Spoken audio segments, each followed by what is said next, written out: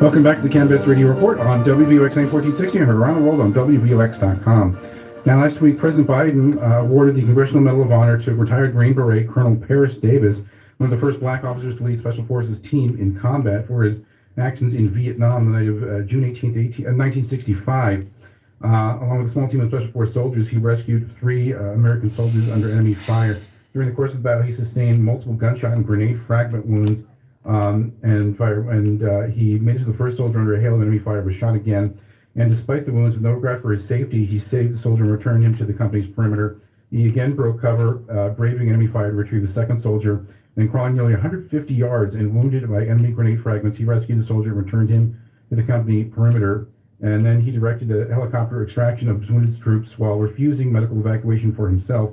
Instead, he directed tactical air and artillery fire, ensuring the destruction of the enemy force, and he had been awarded the Silver Star for his actions there, but he last week was awarded the Congressional Medal of Honor, so well deserved for retired Green Beret Colonel Paris Davis. Yeah, long overdue. Great to see that recognition.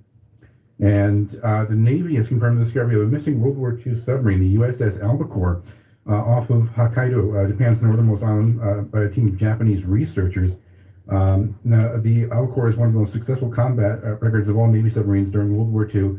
When it sank near the Strait of Hokkaido and the Honshu Islands, it actually was credited with sinking at least 10 enemy vessels during its years of active and received 9 battle stars. It lost at sea in 1944 after fueling up near Midway Island, but wreck of the USS Albacore was discovered. It's great that these World War II submarines are being found. The Navy lost nearly 40 submarines in World War II, and when you lose a submarine, you generally lose the whole crew. Mm-hmm. So those are really sacred burial spots when they find those submarine remains. Indeed, and we've talked about many times how we're losing the greatest generation slowly. Not too many of them left, and unfortunately, we lost another one. Jack Holder, a Pearl Harbor survivor, who went on to become a decorated World War II flyer, flew over 100 missions in the Pacific and European theaters. Sadly, passed away in Arizona at the age of 101. He enlisted in the military. He was 18 years old in 1940, and he after Pearl Harbor, he went on to fight in the Battle of Midway and flew missions over the Guadalcanal and Solomon Islands before being transferred to England and flying missions along the French coast and English Channel. And after he retired, he flew for 25 years as a corporate and commercial pilot. But sadly, another Pearl Harbor survivor, Jack Holder, passing away at the age of 101. Wow. Yeah, I understand. I read a statistic this week that there are only 100,000 World War II veterans remaining with us. Mm-hmm. Hey, we'll get to, appreciate a lot of reporting. One story the New York Times had yesterday was the 2 finalists have been identified to succeed Joe Mark Milley as chairman of the Joint Chiefs. His tour will end this fall. And the 2 candidates are one from the Air Force, General Charles C.Q. Brown, a fighter pilot, and a Marine General, David Berger. So the Times kind of compared, you've got a fighter pilot versus a Marine to become chairman of the Joint Chiefs, and both highly qualified. Just mentioned, I did an interview this morning, we're going to play soon, with Admiral Mike Manis here, who was a fighter pilot in the Navy and also commanding officer of USS Nimitz. And he has a new book out on leadership. We'll have that out on our YouTube page and also out on Twitter. We'll be covering a lot of Iona basketball this week, and you can follow along on our Twitter, KG Kreitzer Media, and also on our Facebook page, Iona University Yale's basketball. So let's play. We had a chance to hear a presentation, remarks by the ambassador of Ukraine when we were in Washington last week at the American Legion Conference, and that is Ambassador Oksana Marakova. Chairman, dear Legionnaires, it was really good to start by doing this reading exercise. It's really an honor to be here with you and speak at the American Legion's Commanding Post.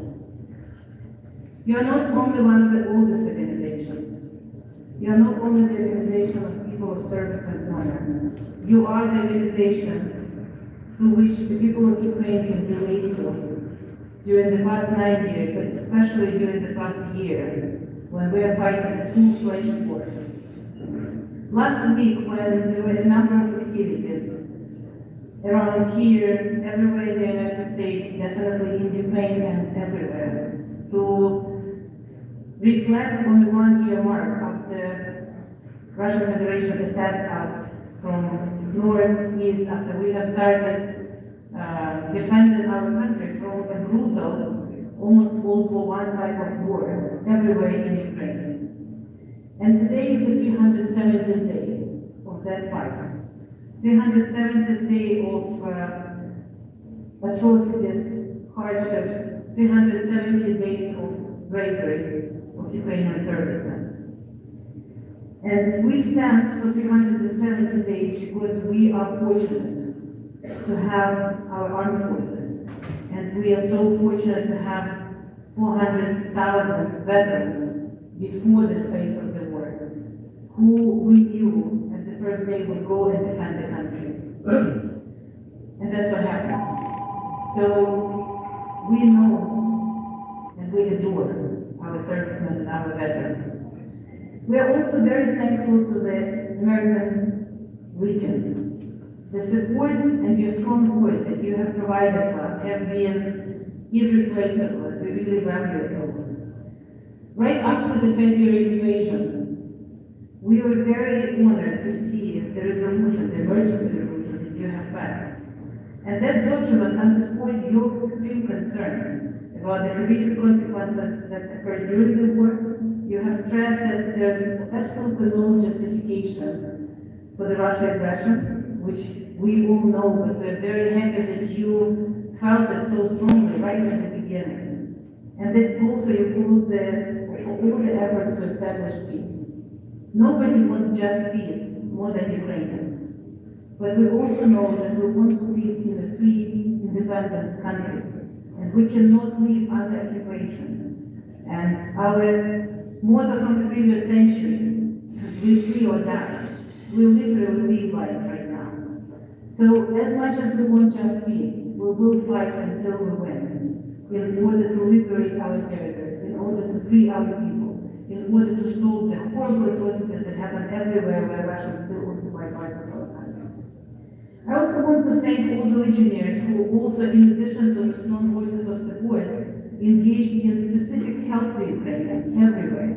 And I will not mention specific posts, because there are so many of you who have done amazing help, from launching the Ukrainian Refugee Online Academy, to collecting and generating money to help Ukrainians here, but also sending so much needed supply and gear to our fighters back home.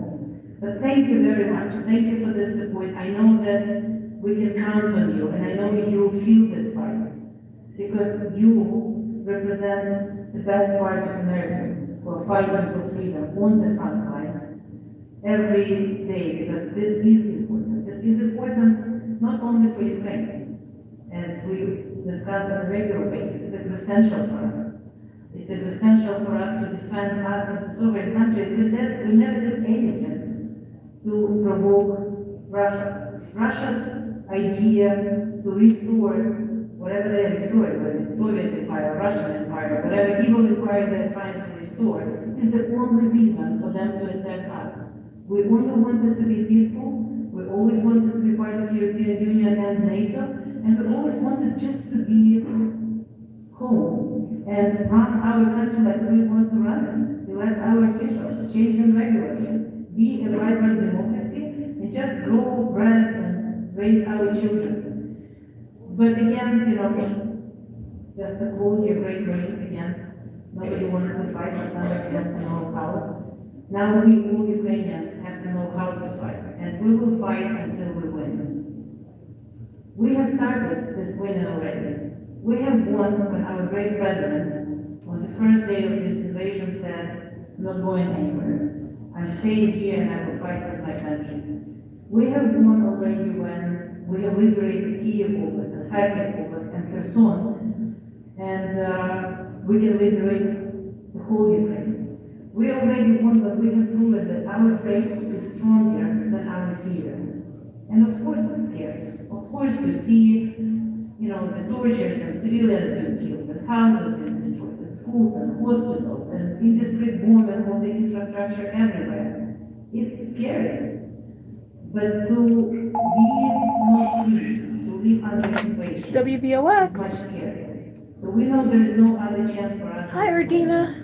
And we are grateful for all your support. We know how strong your voice Your is, guest name not is Rita? only here in the capital, but everywhere in the United States.